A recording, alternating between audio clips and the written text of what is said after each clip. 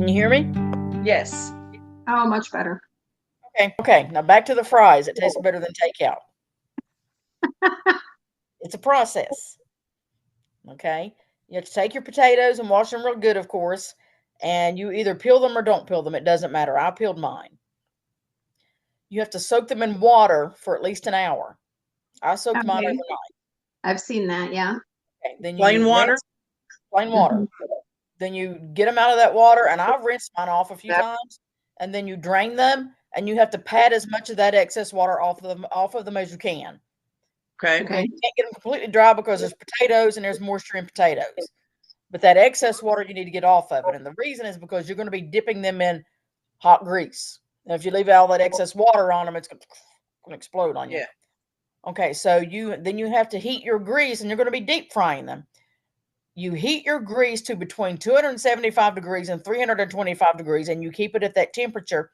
And then you deep fry them for about 3 minutes or so, just until the fries, like if you take one and you take it out, it's like starting to bend and it may break, but it's not cooked, not all the way All through. right. You take it out and you let it cool completely. All right. Once that's done, you deep fry them again in a temperature as hot as 500 degrees. So you get it as hot as you can get it. And then you fry them again for 3 to 5 minutes, depending on how you want it. Just keep an eye on them. And once they start getting as dark as you like, you pull them out and you salt them. And they're like really, really good. That's definitely a process. It is. But, I mean, it's not something I'm going to do every day because just peeling potatoes and frying them in a pan they're good. But these taste like they're from fast food. But they're like, it's actually, I think it's better than fast food. Well, yeah, it's fresh homemade food. What kind of oil did you use? I just use vegetable oil. You can use whatever kind of oil you want, I guess. I just use vegetable oil. And I've seen the fast food places with their fries in a big white bucket, and they open it up and then they like pour them out into like a big drain, and the water's so that's what they do with them. And they get them already sliced up in that water. So they've been soaking in that water who knows how long. So I've seen them like that before, and then they dry them off, and then I've seen them dip them and then take them out and throw them and then dip them again. I've seen them do that. That's how they fry them. Interesting. So sounds pretty good. Yeah. It's making me hungry. Welcome to Sister Sharpen Sister, where we talk about first one thing and then another, but we always try to learn something. And Dee Dee just taught us how to make fries from scratch. I love it. This is part 3 and the final part of a series that we're doing called We Are Appalachian. Because we all live in the Appalachian Mountains. We were all born here. 2 of us were raised here until we were adults. Shalon until she was 6, and then she decided to come back. But the Appalachian never left her. No. But she's going to take the helm today, and she's going to be talking about... What are you talking about? Well, the overview I have is how 2 major industries in the Appalachian Mountains shaped us. And I wanted to start off, and I think we mentioned this before, is it seems like nowadays, because of TikTok and YouTube, that being from Appalachia, living here, visiting here is a cool thing to do. Right? Yeah. Where in the past, this was not always the case. Oh, no. And one of my favorite things to do is watch people experience the South and the Appalachian Mountains for the first time, especially people from other countries. I wanted to mention a couple. I follow, and I think Karen does too. I'm not sure about Dee Dee, but I'm sure she will follow them after this episode. But Josh and Jace, the 2 Brits, they did a big tour of the U.S. And in January, they went through the Appalachian Mountains. and actually landed here in West Virginia for quite a few days. Yeah, And not too far from where we are. yeah, they were at the bridge. They were at the New River Gorge Bridge. They were in Fayetteville. They went to the Secret Sandwich Society. They went to Biscuit World. They went to, all the things. And they rave about the people, the food, the sights, how beautiful it is. Yes. Yeah. And I've always been proud to say that I'm from West Virginia. Like it wasn't ever embarrassing for me at all. No, me neither. No, me neither. And it's when we tell people that we lived in Florida and we moved to West Virginia, people are always like, why?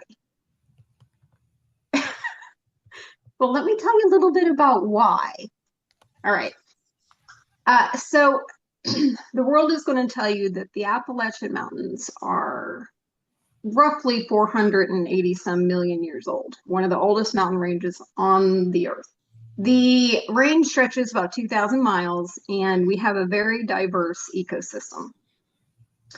We have deciduous and coniferous forests, meadows, plateaus, wetlands, rivers, and part of the Appalachian Mountains is actually a temperate rainforest, which is so cool. I think it's wonderful. Yeah, the largest portion of that is located in the southern part of the Blue Ridge Mountains in North Carolina, Tennessee, and Georgia. Mm. And I would love to go. Just look at it. Oh, yeah, of course. And some portions of that get over 100 inches of rain a year. Y'all, that's a lot of rain. Yeah. Oh my gosh. I was getting irritated at the rain that we were getting up here. Like, okay, this is enough. It's been 3 days. Yeah. So the Appalachian Mountains played a huge role in the development of this country. In the earlier colonial days, they were a barrier because people couldn't get across them. And the British government actually made a Proclamation Act of 1763 saying that the settlers were not allowed to go beyond the barrier, which was the mountain beginning, and settle over there. But, we're not very good at listening to them, and we did it anyway. Yeah. And that led into a lot of tension, and you get into the French and Indian War, which was fought over the Ohio Valley. A lot of it fought here in the Appalachian Mountains. And eventually people got all the way through. And then the British had control of the other side of the mountains in the Ohio Valley. During the American Revolution, the Appalachian Mountains was again another barrier, except this time it kept the westward British territories from invading the colonies because they had to trudge through the mountains. So they played a vital role in that. Also, in the Civil War, very divided, of course, in the country, but also highly divided in the Appalachian Mountains. And during the Civil War, we have the 35th state of the United States, which is West Virginia. And West Virginia was formed because what's the word? Hold on, I can't think. It didn't agree with the Confederate. Right. Dissension. Yes. And it decided to make itself its own state. And it was inaugurated on June 20th, 1863. Right smack dab in the middle. Now, through all this settlement and wars, Appalachia became a very significant resource of natural supplies. You have timber, you have coal, iron ore, natural gas, limestone, salt, all of it is here. Yeah, it's amazing how much natural resources are within these mountains. And the two major ones are coal and timber, and that remains true still today. Yeah. Big outside corporations brought in huge economic impacts. They created jobs, towns sprung up around the company-owned mines. The workers, they lived by the company rules. They were paid in what's called scrip. They had to shop at the company stores that were in the towns. And for people who don't know, the company scrip is basically monopoly money. Exactly. Yeah, I was going to get to that. Yeah, they were several mining companies would issue their own money instead of actually giving them cold hard cash, which disgusts me. Yeah, because you could not use it to buy anything from anybody except from the company. right. Exactly. Yeah, they could only redeem it within those company stores, and those company stores often had very inflated prices. So that became a cycle for the workers of boom, bust, and then they were dependent on these big mining companies and these big logging companies because that was their source of income. That's the only thing they could do. Yeah. I mean, you think about it, you didn't really get an education. And when you did, a lot of people, especially coal miners, they didn't go past like the 4th or 5th grade. Another thing that would happen is the miners would ask, and the loggers would ask for an advance so that they could buy their tools because the tools weren't provided for them, transportation to and from the job, and then the rent. Yeah. And oftentimes, go ahead. The coal companies literally owned you. Everything. Yep. I mean, you were a free person, but you were literally not a free person at the same time. You were trapped. Exactly. Okay, by the 1850s, the railroads had come through, except they didn't come for the people. They came for the coal and the trees.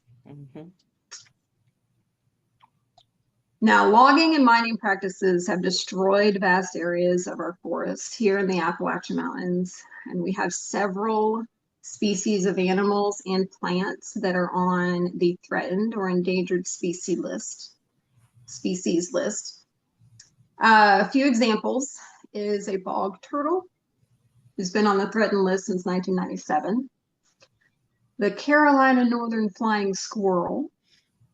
Yeah. It's been endangered since 1985. Yeah. The Indiana bat, endangered since 1967. A small world begonia, which is a little flower. This one's actually getting a little better. It was endangered in 1994, but it has been upgraded to just threatened now. A Roanoke log perch, which is a fish, and the Appalachian cottontail, which is a rabbit. Oh. Now, one of these, which is called a spruce fir moss spider. Sorry, Dee Dee, I know you don't like spiders. I appreciate them. They do good work, but Yes, I don't want to see them. They have been on the endangered species list since 1995. And a fun fact about the spruce fir moss spider is it is one of the smallest members of a suborder of spiders known as megalomorphs, aka tarantulas. Really? We have tarantulas in the Appalachian Mountains.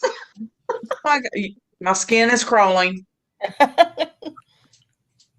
And it is in the southern portion. That was my big thing that I learned. Most of this other stuff I had heard, but I really need to look for a picture of one of those because it's hard to tell. We may be killing them and not knowing it. I don't know. The ones that I saw, and I have links that I'll send you. Okay. I don't recall to have seen one yet. Okay. So, all right. So we've already established our hardworking miners and loggers were paid with scrip, SCRIP. Many times, whole families would work for the mine. And they would work 12-hour shifts, 6 days a week. But they didn't get paid hourly. You're only paid by what you're able to produce. Right. By the ton. Yes. Yes. This industry brought dangerous working conditions. Miners worked in long hours in dark, cramped, and poorly ventilated tunnels. They dealt with cave-ins. Gases would ignite their open flames, so they'd have to deal with explosions. Flooding would occur because of the waters that comes through these mountains. If you've ever driven through Appalachia in the winter and see all the ice on the side of the mountains, that's a ton of water. Yeah, it is. And then logging industry, one thing that I read a lot that would happen is they would be cutting down a tree and it wouldn't fall in the direction that they wanted it, and it would kind of domino other trees. Oh dear. But also because it didn't fall in the correct direction, people were in the way. So they'd get smashed by trees. Ugh. And then of course you have in the sawmills, you have equipment malfunctions, people lose limbs. Mm-hmm. Yeah. Now, we have an uncle who worked at a sawmill up Pinnacle Creek. Yes. I think, wasn't that his first job out of high school, I think? It was. And Yeah. then he drove a Coke truck. Yep. Oh, I know who it is now. I'm like, who is this? Yep. Okay. So along with these deplorable working conditions that people are dealing with and being strapped for money, being poor, they also start experiencing health issues. In the coal mines, you have black lung. Even when you're not inside the mine, I found, and I have a link, Karen, I'll send it to you, that they've discovered that lung cancer is higher in communities around where they're doing the full mountaintop removals. Yeah, Because of the particles and everything that go in the air. Mm-hmm. Yeah.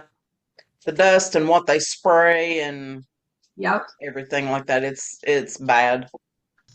Yeah, it's crazy how it goes far in its effect. Yeah, it does. Our dad took me on a little like mini tour of the tipple where he was one of the bosses, and it's actually very, very clean, but there is coal dust on everything. Yeah. And if I remember right, they had to try to keep it cleaned up because it is flammable. Yeah, they had to spray it. Yeah. Yeah. They kept water there and they would spray it. That's something I've always been proud of too. I've always been proud to say that my daddy was a coal miner. Yeah. Yeah. And a welder, and I'm proud to say that our mother's a nurse. Mm-hmm. These are not like, what do you call, ritzy jobs. These are hard-working jobs. Yeah, they are. Yeah. But they're very needed jobs. I mean, Mm-hmm. society would not run the way that we know it now without those jobs. Exactly. People don't realize how much coal is used in this country. Mm-hmm. Your electric car is actually fueled by coal. Just saying. Some people will heat their homes with coal. They have coal furnaces. Mm-hmm. Yeah. I remember a picture of me sitting on the couch of the house up Key Rock and my feet being black. Yeah, because we had coal downstairs. Yeah, a coal furnace. Yeah. So we have these horrible conditions, and Appalachia plays a huge role also in labor movements because of this. Yeah. Mm-hmm.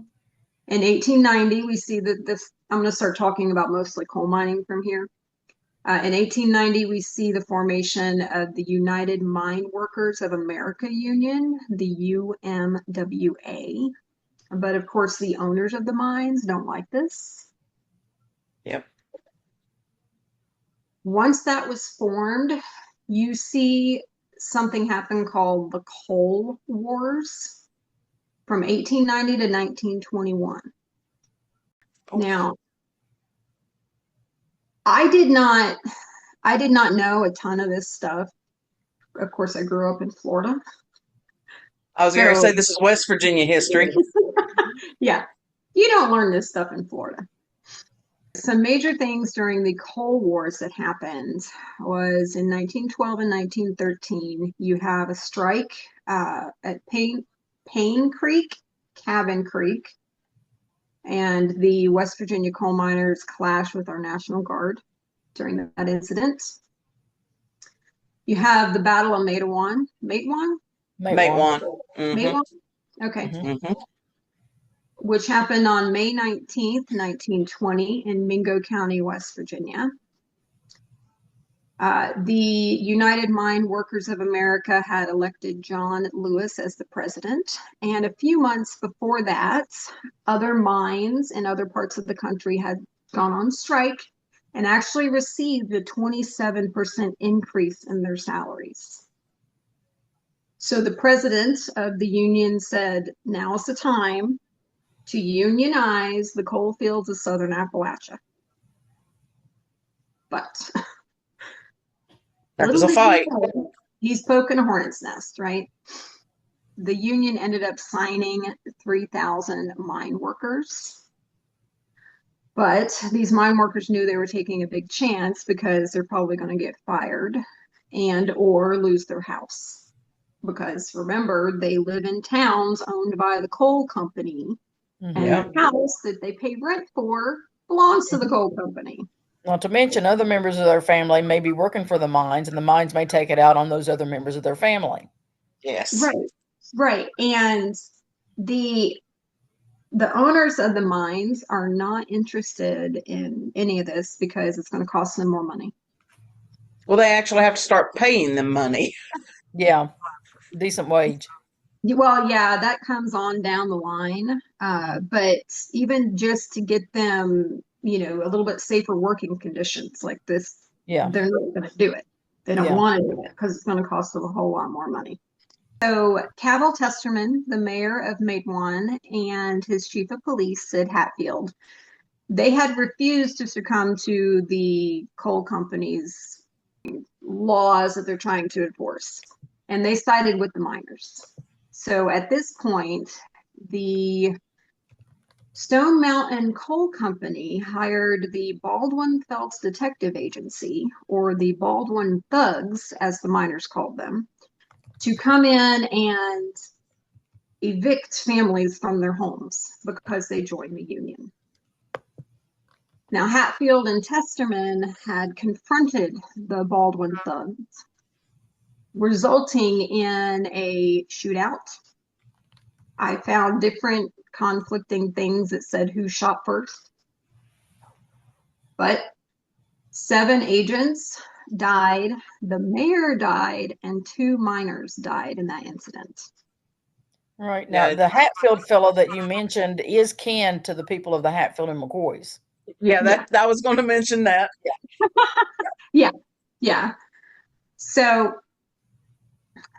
after this happens, of course, they're on trial for murder. All right. The defendants were represented by Harold Houston and faced murder charges connected with the Battle of Matewan. The prosecution sought to prove premeditated murder, relying on the testimony of paid spies. And according to historian James Green, who authored the book The Devil is in These Hills, said the ACLU advised the defense attorneys to turn the trial into a prosecution of the coal operators by introducing evidence of the entire record of their conspiracy to deny the citizens of West Virginia their legal rights. The strategy turned the tables, exposing the coal operators' conspiracy to deny the citizens their legal rights. The defense successfully discredited the paid agents, leading to the acquittal of Hatfield and his coal defendants. Although this made Hatfield a hero, it also put a target on his back. Mm-hmm. And he was assassinated by the Baldwin Thugs on the steps of the Welch Courthouse on August 1st, 1921. But that set into motion a march into Charleston by the miners to present demands to, at the time, Governor Morgan. And the governor rejected the miners' demands. He was in the coal company's pocket. Yeah, I was going to say, he's getting paid by somebody. So then the miners intended to march south and overthrow the governor's proclamation of martial law in Mingo County to wipe out the anti-union mine guard and to also take out the deputy sheriff system in Logan and Mingo counties who were not in support of the unions. This would become the largest labor uprising in U.S. history and the largest armed uprising since the Civil War. It's called the Battle of Blair Mountain. There's like songs written about it. There are books written about it. I think there was a movie about it. Yeah. There was a movie about Matewan too. There is. We have kin from Logan County and yes, have distant relatives who still live there. You know, when I was reading this, I got to thinking that I wonder if the store that our great grandparents owned was a coal store. No. She was a post office and a general store. Okay. Logan, where our grandparents were from and great grandparents, their community was mainly the railroad in association with the coal, not the mines. Oh, okay. Their community. Now, I'm not saying there were no coal mines in Logan County, but what their community had to deal with was more with the railroads and the coal being put in the rail cars and transported out than it was the actual mining of the coal. Right. Oh, okay. Yep. All right. Yeah, I wasn't sure, but that thought had entered my head when I was reading. I was like, oh, I wonder if they worked for the companies. Mm-mm. All right. An estimated 13,000 gathered and marched toward Logan County. Many of them were veterans of World War I. All right. The first skirmishes occurred on August 25th. The following day, President Harding threatened to send federal troops and Army Martin MB-1 bombers. Good grief. Okay, so the miners sat down and had a long meeting, and they decided, all right, we'll go back home. But on their way out, it was rumored to where some men who were Union sympathizers in a town just north of Blair Mountain were shot, and innocent families got into the crossfire. So the miners did an about face and went back because they weren't going to stand for it. Mm-hmm. The miners returned to the mountain, and some of them were traveling in stolen or commandeered trains. The sheriff of Logan County at the time, Don Chafin, he was outnumbered, but he had the advantage of his position and the type of firepower that he had at his disposal, which included private planes. They were hired to drop bombs and poisonous gas left over from World War I on the miners. What the hell? Yeah. This is crazy. All right.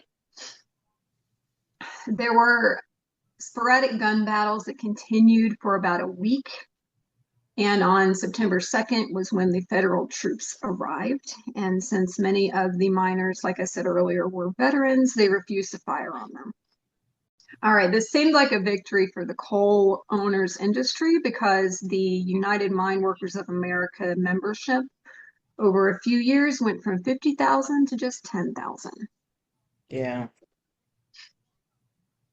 And it wouldn't be until Franklin Roosevelt's New Deal that the Union was finally able to organize and come into the southern coal fields of West Virginia. Now, in 1938, scrip was outlawed by the Fair Labor Standard Act, but the companies got around that. I don't know how, didn't go into detail. And it wasn't until the 1950s and 60s when states started outlawing scrip that they saw a huge downfall in it, in the use of it. And then it took all the way until 1967 until it was officially outlawed by Congress. That just amazes me that there in 1967 there could have been miners still being paid with scrip. Mm-hmm. Yeah. Our dad was coal mining then. Yeah. I know. Crazy, right? All right. The environmental cost of clear-cutting forests and strip mining mountains left deep scars, mudslides, poisoned streams, and deforested hillsides. Yeah. Mm-hmm. But the cultural cost ran deeper. Communities were often portrayed as backwards and poor. I mean, we were poor. When in reality, they're rich in culture, but systematically stripped of wealth and power because of those companies. Mm-hmm. Mm-hmm. And at this point, I hope that whoever's listening can see the stereotypes of the Appalachian Mountains through what these coal companies and these logging companies did to our communities. Mm-hmm. You know, a family of 10 living in a one-room shack. Yeah. It was the coal companies at that time, and I don't have any direct knowledge of coal companies today, but back at that time, it was all about making money for the guy that owned the company. Yeah. Mm-hmm. And it didn't matter who that person would step on in order to get that dollar. Yeah, no, it didn't. I mean, there's still companies that are like that. Yes, there are. So outsiders would often consider Appalachia backwards, rural, anti-progressive, hillbillies. Hey, did you know that the word hillbilly is Scottish in origin? Yes, I did. I didn't know that. So in Scotland, hill folk referred to people who preferred to be isolated from greater civilization. And billy meant comrade or companion. Yep. Mm-hmm. So we are mountain friends. Yes. Yeah. Yeah, and back to the coal miner owners and people about American history. This was okay. This was also the era of the robber barons in the United States, and the coal mine industry, the coal mine owners were some of the robber barons. Yeah. So that's just I don't know that they actually teach that in history probably not. nowadays. Probably not. But mentioning hillbillies being comrades also brings us to a stereotype in the Appalachian Mountains is that we are very community oriented. Mm-hmm. We have strong family ties and we have deep faith. Yeah. And at the end of the day, that's all you have to come home to. If you even came home back then. Yeah. Because of whatever might have happened. Yeah. And Well, you know, go ahead. I'm surprised you didn't mention John Henry. No, sorry. I mean, there's so much to talk about. This could be like a 4-hour podcast if you talk about everything. Yeah, It that's could. true. Yeah, absolutely. Yeah, it could. So yeah, I But did a bird's look eye up view. John Henry. Anybody that's listening, Mm-hmm. look up the legend of John Henry. Dee Dee, do you remember every summer we would go camping and we would go by that statue and Yep. Mother would stop and take pictures of us Yeah. Dad at would have that us climb statue? up on it, and we Yeah. would have pictures They taken. Yeah. moved it. You know, it was up on top of the mountain. They actually moved it Yeah. down in front of the tunnel. Yeah, Okay, that's a better place for it, I think. It is a better place for it, yeah. yeah, that's where it's at there. That's where I first saw it. Mm-hmm. Tim and I went there with the girls when, they were pretty young. But that's all I have. And how coal mining and timber shaped this region, literally and figuratively. Yeah. Mm-hmm. This area is also very much a very slow moving as far as progressing past things. Mm-hmm. True. We do have a long memory here in the mountains. Yes. Yeah. That is for sure. And that's how come Hatfields and McCoys feuded for so long. And they're still known today. Their feuds, there's people still talk about it and make movies and TV shows and TV series. Yep, Yeah, still talk Yeah. about it. Yeah. I was gonna absolutely. say, Kevin Costner played Ansel Hatfield. Is that his name? Ants. Ants. Devil Ants Hatfield. Devil Ants. Yeah, Ants Hatfield. Yeah. Yeah, Tim and I watched that. It was interesting. I was just watching a series on Amazon that's called Blue Ridge. Apparently, it's based off of a movie because there's a movie called Blue Ridge as well. Anyway, I watched the series. There was one season from beginning to end. It was very good. Can I tell you who the actors are? No. But I can tell you where it was filmed. Because I was looking at the mountains and I'm like, okay, where is this filmed? They sound like me when I talk. The mountains look like what I look at. And it's filmed in parts of North Carolina and Tennessee. Oh, and Georgia, parts of Georgia as well. Mm-hmm. So I was like, oh, this is about my people. All right. Next week, we're doing a fun episode. Dee Dee, you want to tell what it is? Let me get my phone so I don't get it wrong. Fun episode. Oh, okay. That's just I got a very simple explanation here. Said fun episode with stories. Yeah. Dee Dee came up with a story and she sent me and Shalon a list of words. It is a random list of words. And we have to take those words and put them into a story. Yes. And that's what we're going to be talking about next week is our stories that we came up with. You know what boggles my brain is people still, like I would say I'm from West Virginia and they'd be like, oh, I've been to Roanoke. Right? I said sorry. West Virginia. Yeah. We've been to Roanoke too. Virginia is a nice place. Yeah. I know. I've had that before too, and I tell people, I say, there are 50 stars on our flag, and one of them is not for Puerto Rico. Well, I will see you guys next week, and I got to work on the story. Dee Dee, I have not finished. Keep restarting. All right. Well, I will talk to you in chat and see you next week. Okay. Love you guys. Love you. Bye. Love you.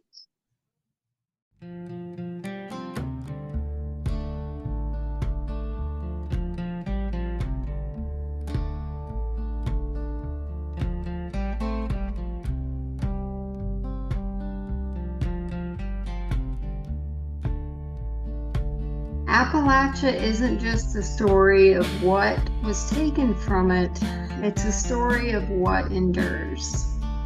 The mountains still stand and the people are still here. And so are the hard lessons learned of power, place, and the price of progress.